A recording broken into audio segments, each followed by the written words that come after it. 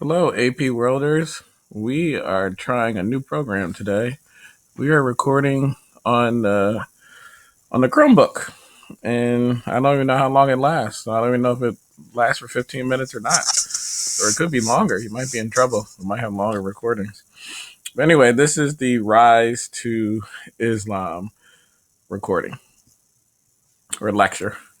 All right, so Islam emerged from a small group of population, just like Chris, Chris, Chris, Christianity emerged from Judaism, and Islam from Arabs living in. So Islam is going to emerge from Arabs living in cities. Mecca, as you can see here, was an important center even before Islam, because there it had this shrine called the Kaaba. And so this is a modern day picture of the Kaaba. These are all the people making a pilgrimage here to pray there. But even before Islam, it was a destination for pilgrimages. Pre-Islam days, the Arab region here, it was nomadic groups who would trade, and it was unsafe because they lived in small clans and they were polytheistic. They also were located between two rival civilizations. You have the Byzantine here in the green, and the Sassanid Empire, like descendants of Persia, on the other side. But a few years after Muhammad's death, the Arab armies would rise and conquer most of this land. There was a need to unify the Arab world. And Muhammad, he went and meditated. And then he realized through his meditation that he was a prophet from God. He attempted to unify the world, and then he met resistance from other prophets. So he left to Medina. So he was here in Mecca. He left to go to Medina, which is not pictured on here, which is down to the south of there. And then he builds up his army and he returns to Mecca to claim power. And he overthrows the others. All right. And so then that's how the Islamic dynasty started or began under Muhammad. And by 664, the Sassanid Empire, which you can see was here, is no longer there anymore. All right. They also, the Byzantine would lose some of their land, as you can see here in North Africa. All this was Byzantine. As you can see, it was going to become part of the Islamic dynasty. They are even going to travel to Spain and to India. But they had treaties between the Jews, Christians, and Zoroastrians who were there in those lands that they took over. And they would allow them to worship their religion. The treaties were made because they were seen as people of the book. So they were allowed to keep their own religion. But they had to pay a tax, which was called the jizya, Jizya. And if you paid that, you would be able to worship whatever religion you wanted. And Islam didn't force these people to convert. Some things that Islam provided for the area was they provided unity, they provided a monotheistic religion, they provided a distinctive religion all to their own and equal to others. And in the end, and it also provided an end of domination of the others and a new discipline, burst of conquest, and an ethical system for the people to live by. They had motives to rise to power and to expand. Their first motive to rise to power was to get revenge on their neighbors, right? The Byzantine and the Sassanid, who didn't treat them well. Also, to share in the booty, or what's called like the riches from when they take over places. Also, to glorify their new religion.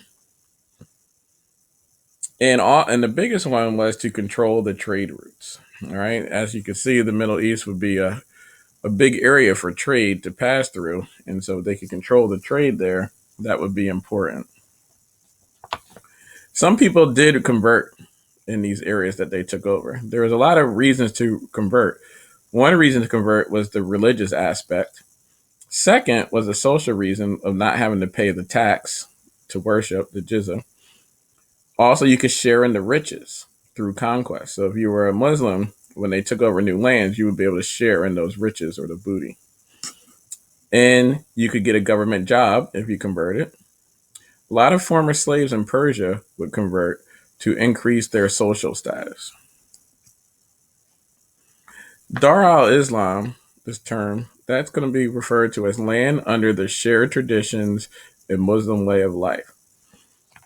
Any land that followed the five pillars and had Arabic language would be considered part of this Dar al-Islam. Ibn Battuta would be a traveler who would travel throughout this Dar al-Islam. He would travel for 28 years. As you can see on the map, they show like kind of his route all around there for those 28 years. But one of the reasons why we know so much about this area in Dar al-Islam is because Ibn Battuta is going to leave a diary. Dar al-Islam provided a safe travel area throughout, similar to that Pax Romana or the Pax Mongolica that we'll see with the Mongols. The government system that they're going to create was a caliph, and it's going to transform to an absolute monarchy with complex bureaucracies as the empire gets bigger. They're going to have a standing army and a taxation program, and it's going to be a dynasty rule.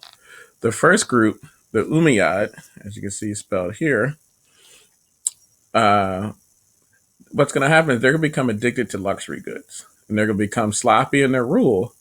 And they also didn't give non-Arabs good roles in government. So eventually, another group's going to take over, which you'll see here, the Abbasids. They're going to overthrow the Umayyad. The legend has it is that the Abbasids invited all the Umayyads to a reconciliation dinner. And once they got all the family members of the Umayyad in there, they would kill all of them and then take power. The Abbasids are going to move their capital here to Baghdad, which was the capital of Iraq today. And converts are going to be given equal footing in this, and the cities would grow as trade and merchants would grow. The Islamic world was a huge area of exchange of goods, technology, foods, and ideas, partly due to their location, but also because they valued merchants, because Muhammad was a merchant. Political unity, though, under the Abbasid didn't last long. Eventually, local governors would assert themselves as autonomous, but they would pledge their loyalty to the caliph. In the end, the Mongols would ultimately defeat them and take out the caliph. One thing to know is the learned scholars of Islam. They're called the ulama, which is Ulama. And they were judges, interpreters, administrators, prayer leaders, and reciters of the Quran. They were responsible for passing on the core teachings of the faith. Beginning around the 11th century, colleges would rise, and they would teach them to be these learned scholars. Also, you see here calligraphy, which was important the to the Muslims as well. We're also going to get a split between the Sunni and the Shiite. And you can see this map today, current distribution, right? You can see this area in Iran, a little bit of Iraq is Shiite, and then most of the following countries that are Muslim are mostly Sunni. And the difference is going to happen over who should be the rightful caliph. The Sunni, they think it should be selected by the Islamic community. The Shiite believe it should be a blood descendant of Muhammad. And this division is still an issue today between the two groups. In class, we'll kind of talk about how it led to the Iraq War. Islam is also going to be a center for growth and learning at this time because Europe was in the Dark Ages.